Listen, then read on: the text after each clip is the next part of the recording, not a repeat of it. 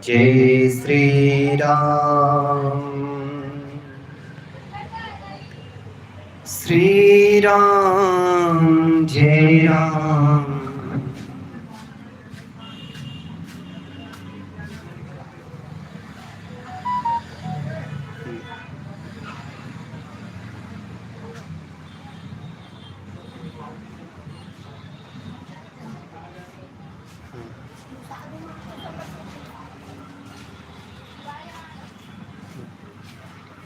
ठीक। जय राम जय जय राम। श्री राम जय राम जय जय राम। श्री राम जय राम जय जय राम।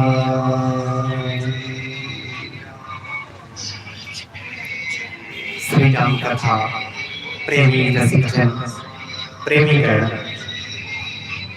आइए हम श्री राम कथा पढ़ते हैं, सुनते हैं और श्रवण करते हैं। आज है पावन श्रावण महीने का पंचमी पर्व, पंचमी तिथि, चित्रा नक्षत्र। आइए पाठ करते हैं, देखते हैं, सुनते हैं। शेयर करो बेटा व्हाट्सएप स्टेटस में, ऑप्शन है शेयर के। चलो चलिए चलते हैं। दोहा क्रमांक 104 उत्तरकांड।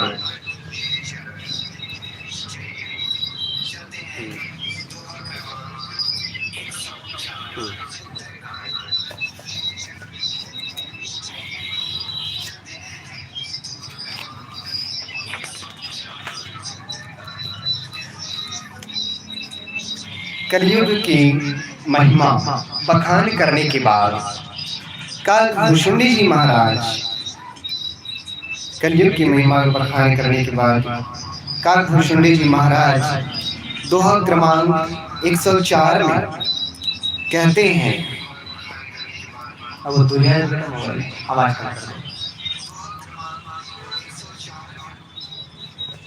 हरि माया कृत दोष गुण, बिनु हरि भजन न जाहि।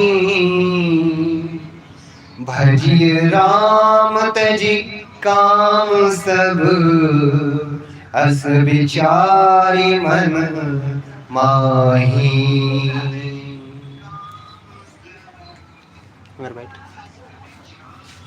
बैठ बैठ बैठ बैठ,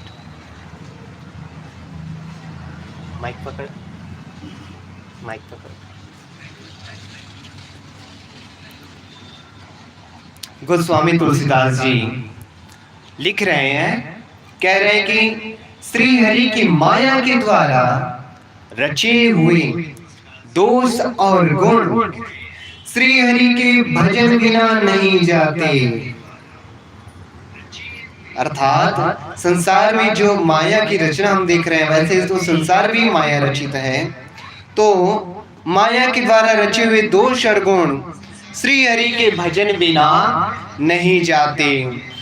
मन में ऐसा विचार कर सब कामनाओं को छोड़कर निष्काम भाव से श्री राम जी का भजन करना चाहिए।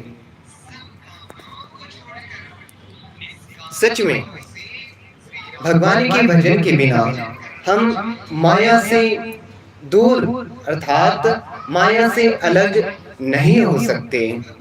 तो गोस्वामी तुलसीदास जी फिर आगे लिखते हैं दोहा क्रमांक 104 में, क्या कह रहे हैं। तेहि कलिकाल बरस बहु बसे अवध बिहगेस, परे दुकाल विपति बस तब मैं गया विदेश।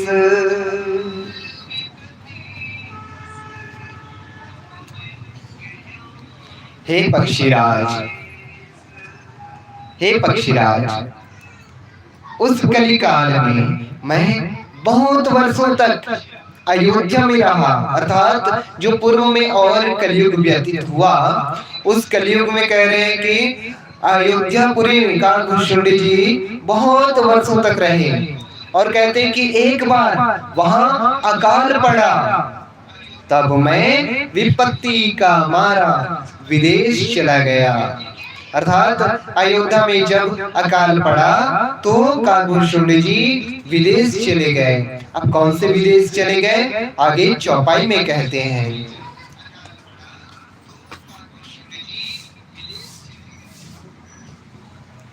आगे चौपाई में कहते हैं, गया उजीन सुनो और गारी, दीन मलिन दरिद्र दुखारी, गए काल कछु संपत्ति पाई, तहां पुनि करो शंभु सेवकाई। काकभूषुंड जी महाराज पक्षीराज गरुड़ जी से कह रहे हैं कि हे सर्पों के शत्रु गरुड़ जी, सुनिए, मैं दीन मलिन उदास दरिद्र और दुखी होकर उज्जैन गया। कौन सा शहर गया? उज्जैन, जो उस समय विदेश था। कुछ काल बीतने पर कुछ संपत्ति पाकर फिर मैं वहीं भगवान शंकर की आराधना करने लगा। विप्र एक वैदिक शिव पूजा, करे सदा तेहि काज न दूजा, परम साधु परमार्थ बिंदक, शंभु उपासक नहीं हरि निंदक। एक ब्राह्मण वेद विधि से सदा शिव जी की पूजा करते, उन्हें दूसरा कोई काम नहीं था। जिस मंदिर में काकभूषुंड जी भगवान शिव की आराधना करते थे, वही एक ब्राह्मण वेद विधि से सदा भगवान भोलेनाथ जी की पूजा किया करते थे और उस ब्राह्मण को और कोई दूसरा काम नहीं था। भोले बेटा इधर उधर नहीं बैठना, यहाँ बैठ और बैठ करके सुन भगवान की कथा, कुछ मस्ती नहीं करना, ठीक। तो उस ब्राह्मण जी को कोई दूसरा काम नहीं था, वे परम साधु और परमार्थ की ज्ञाता थे। वो ब्राह्मण जो है बहुत बड़ा साधु और परम तत्व की ज्ञाता थे, परमार्थ की ज्ञाता थे। वे शंभु के उपासक थे, अर्थात भगवान भोलेनाथ जी की पूजा किया करते थे, उनकी उपासना किया करते थे, लेकिन श्री हरि की निंदा करने वाले न थे। अर्थात एक की तो पूजा करते थे, लेकिन किसी और दूसरे की निंदा भी नहीं करते थे। तो कह रहे हैं काकभूषुंड जी महाराज, तेहि सेवाओं में कपट समेता, द्विज दयाल अति नीति निकेता, बाहिज नम्र देखी मोहि साई, विप्र पड़ाव पुत्र की नाई। काकभूषुंड जी महाराज आगे क्या कहते हैं कि मैं उस ब्राह्मण की कपट पूर्वक सेवा करता। जिस ब्राह्मण की संगति में मैं था, आश्रय में था, मंदिर में था, उस ब्राह्मण की मैं कपट पूर्वक सेवा करता। ब्राह्मण बड़े ही दयालु और नीति के घर थे वे। तो कह रहे कि काकभूषुंड जी महाराज पक्षीराज गरुड़ जी से कह रहे हैं कि हे स्वामी, बाहर से नम्र देखकर मुझे पुत्र की भांति मान कर पढ़ाते थे। देखिए काकभूषुंड जी महाराज अपने पूर्व जन्म की कथा बता रहे हैं। कह रहे कि बाहर से नम्र दिखता था, लेकिन अंदर में मेरा कपट भरा हुआ था। शंभु मंत्र मोहि द्विज वर देना, शुभ उपदेश विविध विधि कीन्हा, जपो मंत्र शिव मंदिर जाई, हृदय दंभ अहमिति अधिकारी। आवाज कम कर देता है रेडियो की।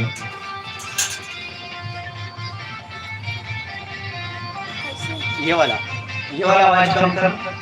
हाँ बस बंद नहीं करना। हाँ तो काकभूसुंडी जी महाराज पक्षीराज गुरु जी को बता रहे हैं कि उन ब्राह्मण श्रेष्ठ ने, अर्थात जो ब्राह्मण थे, उस ब्राह्मण जी ने मुझे शिव जी का मंत्र दिया और अनेकों प्रकार के शुभ उपदेश किए। मैं शिव जी के मंदिर में जाकर मंत्र जपता, मेरे हृदय में दम्भ और अहंकार बढ़ गया। देखिए भगवान की लीला कैसी होती है। शिव जी की तो मंत्र जप कर रहे हैं, लेकिन काकभूसुंडी जी कह रहे हैं कि उनके हृदय में दंभ अर्थात पाखंड और अहंकार बढ़ गया था। है ना? तो कहते हैं मैं खलमल संकुल मती, नीच जाति बस मोह, हरिजन द्विज देखे जराऊं, करऊं विष्णु कर द्रोह। मैं दुष्ट नीच जाति पापमय अर्थात नीच जाति और पापमय मलिन बुद्धि वाला मोहवश श्री हरि के भक्तों और द्विजों को देखते ही जल उठता और विष्णु भगवान से द्रोह करता था। देखिए कैसी भक्ति करते थे काकभूसुंडी जी। भगवान भोलेनाथ की मंदिर में उनके मंत्र जपता था, लेकिन जैसे ही श्री हरि के भक्तों को देखते अर्थात भगवान विष्णु को नहीं मानते थे, और जो भगवान विष्णु के भक्तों को देखते, ब्राह्मणों को देखते, तो वे जल उठते थे और भगवान विष्णु से द्रोह करने लगते थे। सोरठा में गोस्वामी तुलसीदास जी लिखते हैं, गुर नित मोह प्रबोध दुखित, देखिया चरण मम, मोहि उपजई अति क्रोध, दंभी नीति की भावई। गुरुजी मेरे आचरण देख कर दुखित थे, क्योंकि मुझे भला इंसान मानकर उन्होंने मुझे गुरु मंत्र दिया, शिव जी का मंत्र दिया, अपने आश्रय में रखा, लेकिन मेरे आचरण उल्टे थे। मेरे आचरण को देख कर के गुरु जी दुखित होते थे। वे मुझे नित्य भली भांति समझाते, पर मैं कुछ भी न समझता, उल्टे मुझे अत्यंत क्रोध उत्पन्न होता। कहते हैं कि दंभी को कभी नीति अच्छी नहीं लगती। जो दंभ आचरण करता है, पाखंड करता है, भगवान की पूजा करने का नाटक करता है, उनको अच्छी नीति कभी नहीं सुहाती। वे सिर्फ अपने मन की मति से चलते हैं, मन के कहे अनुसार चलते हैं, और कहते हैं कि मन के कहे जो चलता है वो दुख ही दुख पाता है। देखिए काकभूसुंडी जी महाराज क्या कर रहे हैं, कौन सा आचरण कर रहे हैं। जिस गुरु के आश्रय में, जिस ब्राह्मण के आश्रय में है, वे उन्हीं को दुख दिया करते थे। फिर एक बार की बात है, क्या कहते हैं गोस्वामी तुलसीदास जी लिख रहे हैं, एक बार गुरलीन बुलाई, मोहिनी ते बहुबाति सिखाई, शिव सेवा कर फल सुत सोई, अविरल भगति राम पद होई। एक बार गुरुजी ने मुझे बुला लिया, अपने पास बैठाया और बहुत प्रकार से परमार्थ अर्थात नीति की शिक्षा मुझे दी। कहे कि हे पुत्र, शिव जी की सेवा का फल यही है क्या कि श्री राम जी के चरणों में प्रगाढ़ भक्ति हो। वास्तविक बात है, अगर हम भगवान भोलेनाथ की पूजा कर रहे हैं तो पूजा का एक ही फल होता है कि हम भी अपने आराध्य देव भगवान भोलेनाथ जिस महामंत्र को जपते हैं, जिसकी आराधना करते हैं, अर्थात राम जी की नाम हमेशा भगवान भोलेनाथ जपा करते हैं, जपते रहते हैं, तो हमारे आराध्य देव जिसको जपते हैं हम भी उसी को जपें, उसी को भजें, उसी का स्मरण करें, ये होना चाहिए। तो कह रहे हैं कि भगवान भोलेनाथ की भक्ति, पूजा, आराधना का फल यही है कि राम जी की भक्ति में प्रीति हो जाए, उनकी भक्ति हमें मिल जाए, क्योंकि राम जी तो इस संसार के पालन करता है, सृष्टि करता है। पिछले दोहों में जो है काकभूषण जी ने स्वयं बताया है कि भगवान की महिमा किस तरह से है, सब मम प्रिय सब मम उपजाए, इस तरह से गोस्वामी जी लिखे हैं, काकभूषण जी ने बताया है। अर्थात प्रभु श्री रामचंद्र जी ही इस संसार की कर्ता दाता और सब कुछ है। आगे फिर क्या कहते हैं गोस्वामी तुलसीदास जी, राम ही भजई तात शिव धाता, नर पावर के दिक बाता, जासु चरण में अज शिव अनुरागी, तासु द्रोह सुख चहसी अभागी। काकभूषण जी के गुरु जी कह रहे हैं कि हे तात, शिव जी और ब्रह्मा जी भी श्री राम जी को भजते हैं। देखिए क्या कह रहे हैं, शिव जी अर्थात भगवान भोलेनाथ जी और सृष्टिकर्ता, सृष्टि की रचना कर ब्रह्मा जी, ये भी श्री राम जी को भजते हैं। फिर नीच मनुष्य की तो बात ही कितनी है, ब्रह्मा जी और शिव जी जिनके चरणों के प्रेमी हैं, अरे अभागे, उनसे द्रोह करके तू सुख चाहता है। देखिए कितनी बड़ी बात कह रहे हैं। भगवान श्री राम अर्थात भगवान श्री हरि से द्रोह करके कौन मनुष्य सुखी हो सकता है, कोई भी नहीं। फिर आगे कहते हैं, हरि कहूँ हरि सेवक गुर कायो, सुनि खगनाद हृदय मम दहायो, अधम जाति में विद्या पाए, भयं जथा आई दूध पियाए। गुरुजी ने शिव जी को हरि का सेवक कहा, अर्थात भगवान भोलेनाथ को श्री हरि का सेवक कहा। यह सुनकर के हे पक्षीराज गरुड़ी, मेरा हृदय जल उठा। नीच जाति का मैं विद्या पाकर ऐसा हो गया जैसे दूध पिलाने से सांप। कहते हैं सांप को अगर दूध पिलाएंगे तो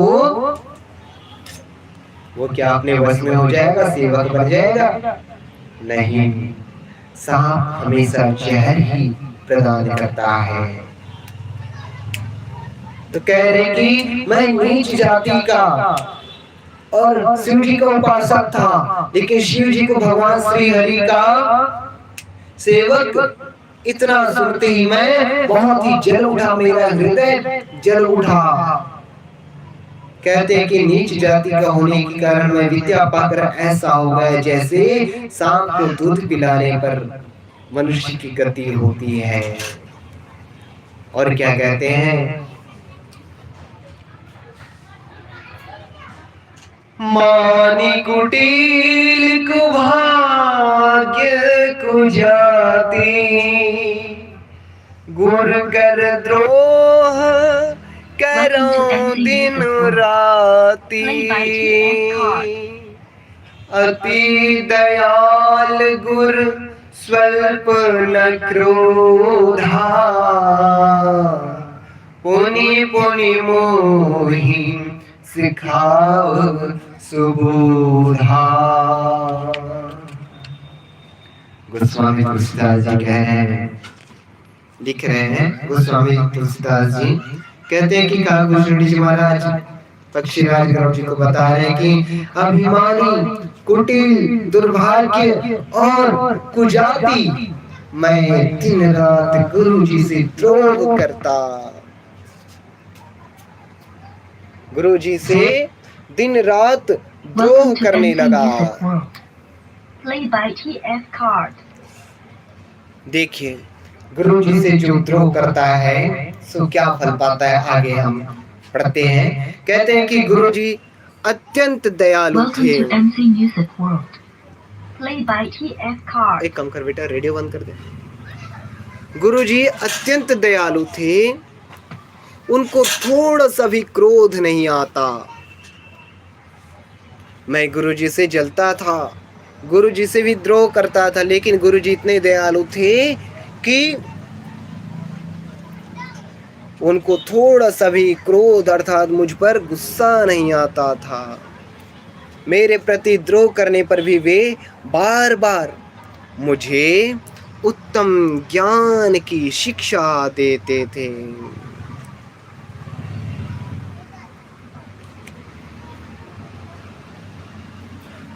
मोबाइल लाओ वाले, सीधा चलाते। हाँ।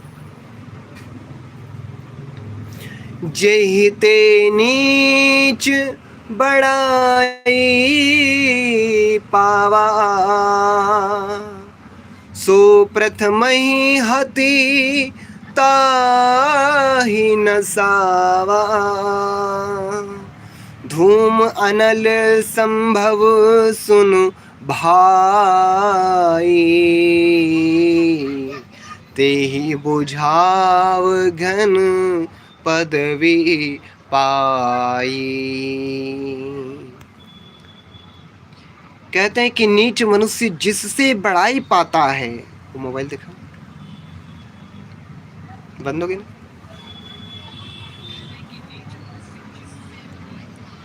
नीच मनुष्य जिससे बड़ाई पाता है, वह सबसे पहले उसी को मारकर उसी का नाश करता है।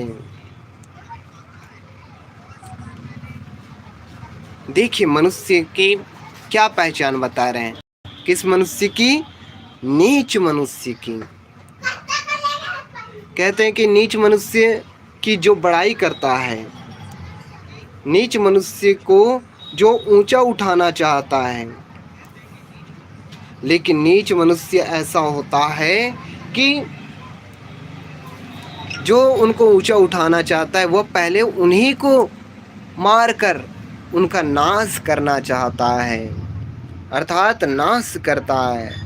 तो काकभूषण जी महाराज पक्षीराज गरुड़ जी से कहते हैं कि हे भाई सुनिए, आग से उत्पन्न हुआ धुआं मेघ की पदवी पाकर अर्थात बादल बनकर उसी अग्नि को बुझा देता है। सच बात है, आग धुआं उत्पन्न करता है और धुएं से ही बादल बनता है, धुआं धूल आदि से ही बादल बनता है।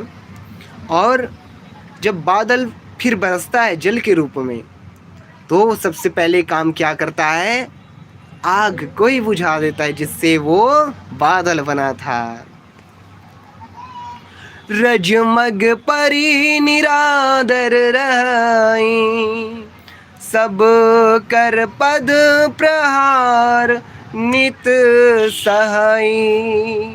मरुत उड़ाव प्रथम तेहि भरई, सोने नृप नयन किरीटन परई। धूल रास्ते में निरादर से पड़ी रहती है ना। रास्ते में धूल ऐसे ही पड़ा रहता है जिनका कोई आदर सम्मान नहीं करता, और सदा सब राह चलने वालों के लातों की मार सहती है।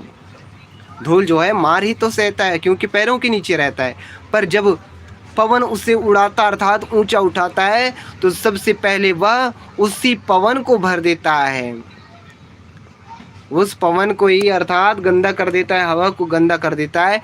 फिर राजाओं के नेत्रों और किरीटों अर्थात मुकुटों पर पड़ती है। ये धूल का स्वभाव होता है। सुनु खगपति यस समुझी प्रसंगा, बुध नहीं करहीं अदम कर संगा। कभी को बिद गा वहीं अस नीति, खल सन कलह न भल नहीं प्रीति। हे पक्षीराज गरुड़ जी सुनिए, ऐसी बात समझकर बुद्धिमान लोग अधम अर्थात नीच का संग नहीं करते, अर्थात नीच व्यक्ति की संगति जो बुद्धिमान लोग हैं वो नहीं करते। कवि और पंडित जन ऐसी नीति कहते हैं कि दुष्ट से न कलह ही अच्छा है और न प्रेम ही, अर्थात जिनका स्वभाव दुष्ट स्वभाव का होता है, दुष्ट प्रकृति का होता है, उनसे ना तो दोस्ती अच्छी और न ही दुश्मनी अच्छी कहते हैं। उदासीन निति रही गुसाई, खल परिहरि स्वान की नाई। मैं खल हृदय कपट कुटिलाई, गुरहित कहे न मोहि सोहाई। हे गोसाई, उससे तो सदा उदासीन ही रहना चाहिए। दुष्ट व्यक्ति की संगति से अच्छा है कि उदासीन ही रहना चाहिए, बिना संगति की रहना चाहिए, बिना दोस्त की रहना चाहिए। दुष्ट को कुत्ते की तरह, गोस्वामी जी लिख रहे हैं, दुष्ट व्यक्ति को कुत्ते की तरह दूर से ही त्याग देना चाहिए, क्योंकि कुत्ते का क्या भरोसा, कब वो बिस्किट मांगे या फिर कब वे तलवे चाटे और कब वे उसी पैर को काट खाए। मैं दुष्ट था, हृदय में कपट और कुटिलता भरी थी, इसीलिए यद्यपि गुरुजी हित की बात कहते थे, पर मुझे वह सुहाती न थी। देखिए, जो दुष्ट स्वभाव का है वो हित की बात भी जो है अच्छे से नहीं ग्रहण करता। अब देखिए दोहा क्रमांक 106 में क्या कहते हैं, एक बार हर मंदिर जपत रहूं शिव नाम, गुर आयो अभिमान ते, उठी नहीं किन प्रणाम। अब एक दिन की बात बता रहे हैं कि मैं शिव जी के मंदिर में शिव नाम जप रहा था। जो शिव जी का नाम गुरुजी ने मुझे दिया था वो शिव नाम मैं शिव जी के मंदिर में बैठ करके जप रहा था। उसी समय गुरुजी वहाँ आए, पर अभिमान के मारे मैंने उठकर उनको प्रणाम नहीं किया। देखिए कितना बड़ा अपमान कर रहे हैं अपने गुरुजी का।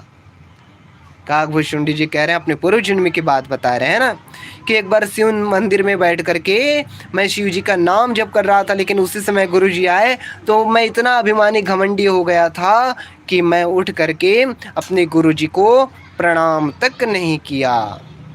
लेकिन सो दयाल नहीं कहूँ कछु, उर न रोस लवलेस, अति अघ गुर अपमानता, सही नहीं सके महेश।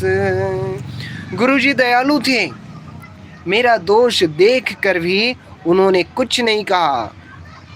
उनके हृदय में लेश मात्र भी क्रोध नहीं हुआ, पर गुरुजी का अपमान बहुत बड़ा पाप है, अतः महादेव जी उसे सह नहीं सके। महादेव जी प्रकट हो गए महादेव जी, गुरु का अपमान सह नहीं सके। तो फिर मंदिर माज भई नभ बानी रे, हत भाग्य अज्ञ अभिमानी।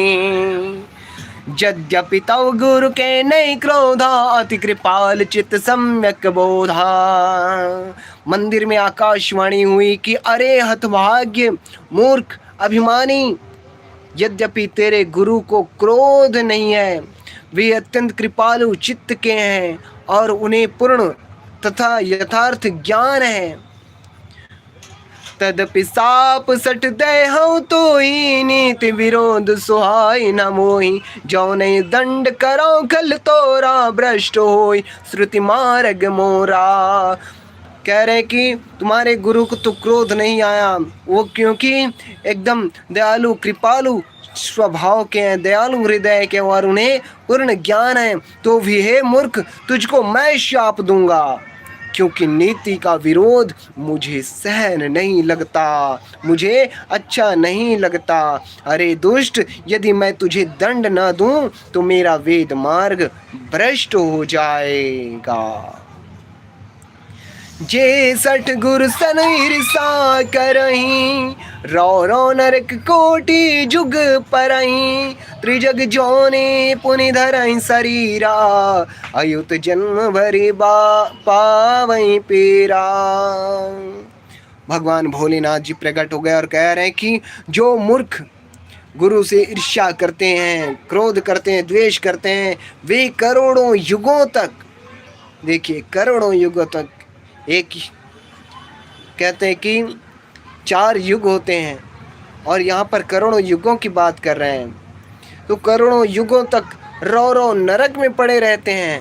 फिर वहाँ से निकलकर वे तिर्यक अर्थात पशु पक्षी आदि योनियों में शरीर धारण करते हैं और 10,000 जन्मों तक दुख पाते रहते हैं। देखिए करोड़ों युगों तक नरक में रहते हैं, रो नरक में। वहाँ से निकल कर वे पशु और पक्षी की योनि में जाते हैं। पशु पक्षी की योनि में जाने के बाद वे कब तक उस शरीर में रहते हैं?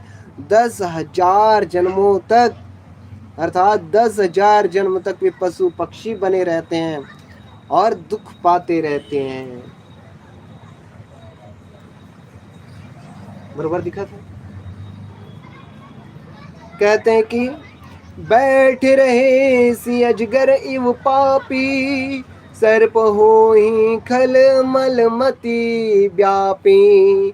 महाबिटप कोटर महु जाई, रहु अधमाधम अधगति पाई। अरे पापी, तू गुरु के सामने अजगर की भांति बैठा रहा। भगवान भोलेनाथ जी जो है बहुत ही क्रोधित हुए हैं। भगवान भोलेनाथ जी बहुत क्रोधित हुए हैं और कह रहे हैं कि अरे पापी, तू गुरु के सामने अजगर की भांति बैठा रहा, उनके सम्मान में खड़ा नहीं हो पाया। रे दुष्ट, तेरी बुद्धि पाप से ढक गई है, अतः तू सर्प हो जा, सांप बन जा। और अरे अधम से भी अधम, इस अधोगति अर्थात सर्प की नीची योनि को पाकर किसी बड़े भारी पेड़ के खोखले में जाकर रह जा। मैं धीरे चलता ना बेटा, लाइव धीरे नहीं कहा था, उतनी देर के लाइन तो दिखते नहीं। तो देखिए ना, भगवान भोलेनाथ ने, काकभूषुंडी जी महाराज कह रहे हैं कि भगवान भोलेनाथ ने मुझे ऐसा श्राप दिया है कि सांप की योनि, अजगर की तरह जो बैठा रहा था, तो सांप की योनि में मुझे जाने के लिए श्राप दिया और किसी बड़े भारी पेड़ के खोखले में जाकर रहने के लिए ऐसा श्राप दिया। कह रहे हैं हाहाकार किन गुर दारुण सुनी शिव साप, कंपित मोहि बिलोकियते उर उपजा पर साप।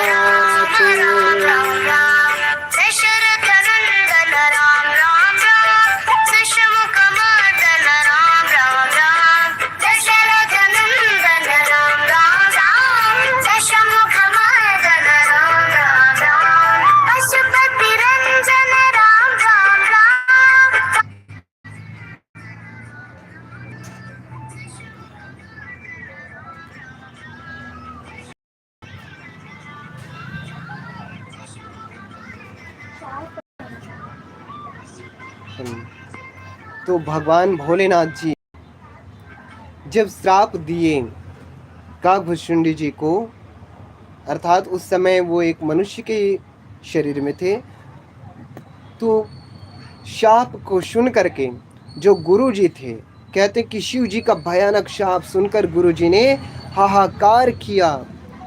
मुझे कांपता हुआ देखकर उनके हृदय में बड़ा संताप उत्पन्न हुआ, क्योंकि गुरु जो है अपने शिष्य की दुर्गति नहीं देख सकते, क्योंकि शिष्य कैसा भी हो गुरु को उनसे प्रेम होता है।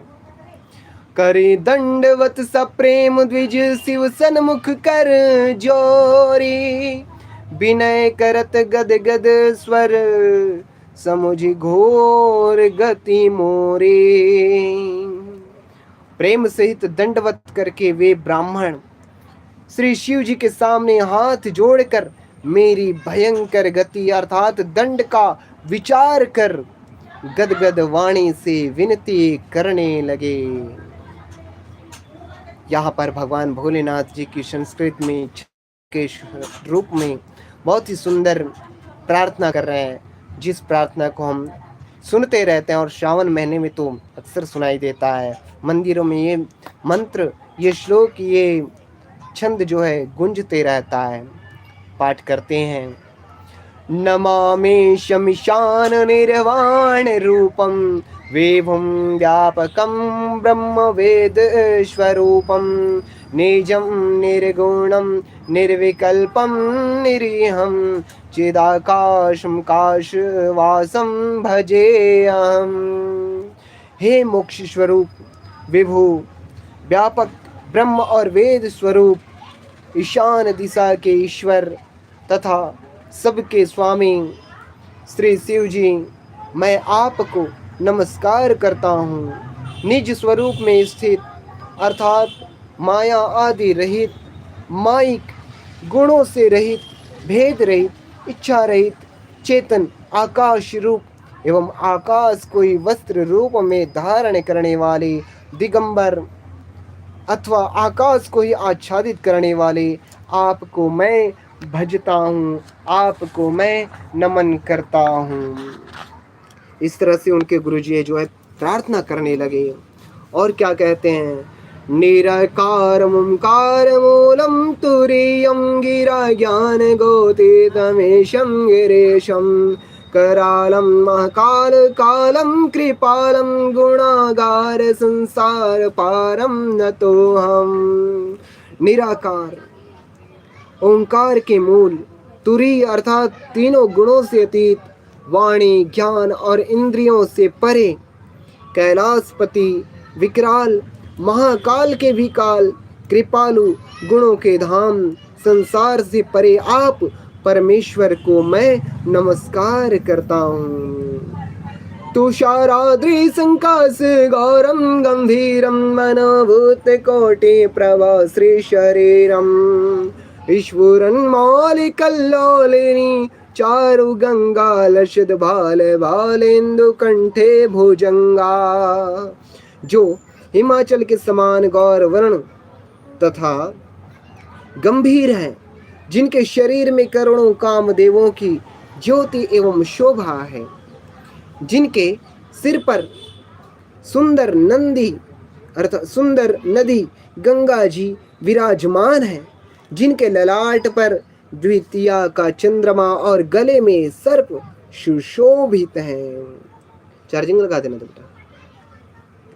चलत कुंडलम भ्रूसुनेत्रम विशालम प्रसन्नाननम नीलकंठम दयालम मृगाधीश चरमांबरम मुंडमालम प्रियम शंकरम सर्वनाथम भजामि। जिनके कानों में कुंडल हिल रहे हैं, सुंदर भ्रिकुटी और विशाल नेत्र हैं, जो प्रसन्न मुख, नीलकंठ और दयालु हैं, सिंह चर्म का वस्त्र धारण किए और मुंडमाला पहने हैं, उन सबके प्यारे और सबके नाथ कल्याण करने वाले श्री शंकर जी को मैं भजता हूँ।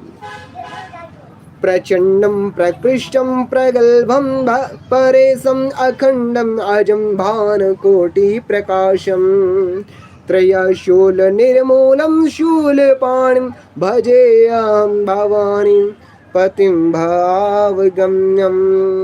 प्रचंड अर्थात रुद्र रूप, श्रेष्ठ तेजस्वी परमेश्वर, अखंड अजन्मा, करोड़ों सूर्यों के समान प्रकाश वाले, किए भाव अर्थात प्रेम के द्वारा प्राप्त होने वाले भवानी के पति श्री शंकर जी को मैं भजता हूँ। कलातीत कल्याण कल्पांतकारी सदा सज्जनानंद दाता पुरारी चिदानंद संदोह मोहपहारी प्रसिद्ध प्रसिद्ध प्रभो मनमथारी।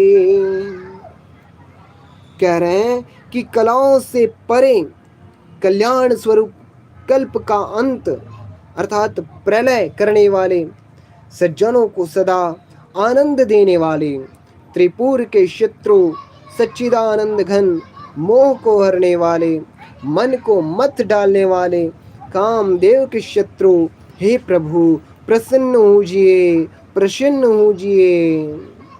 न यावद उमानाथ पादार विंदम भजन्ति लोके परेवा नारायणं न तावत् सुखम शांति संतापनाशम प्रसिद्ध प्रभु सर्वभूताधिवासम।